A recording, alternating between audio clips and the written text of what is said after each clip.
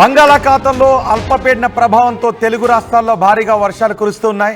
రాగల 24 గంటల్లో ఈ అల్పపీడన ప్రభావం, ఋతుపవనాల ప్రభావం వల్ల తెలుగు రాష్ట్రాల్లో ఎక్కడెక్కడ వర్షాలు కురవబోతున్నాయి, ఇప్పటికే వర్షాల ప్రభావం ఏ విధంగా ఉందో నేను మీకు చెప్పబోతున్నాను. రాబోయే 24 గంటల్లో ఉత్తర కోస్తాలో భారీ వర్షాలు కురవబోతున్నాయి. తీరం వెంబడి 30 నుంచి 40 కిలోమీటర్ల వేగంతో గాలులు వీస్తాయని వాతావరణ శాఖ అధికారులు చెబుతున్నారు. మత్స్యకారులు ఎవరూ కూడా వేటకు వెళ్ళొద్దని హెచ్చరికలు జారీ చేశారు. ఇప్పటికే సముద్రంలో వేటకు సంబంధించి నిషేధం కొనసాగుతూ ఉంది.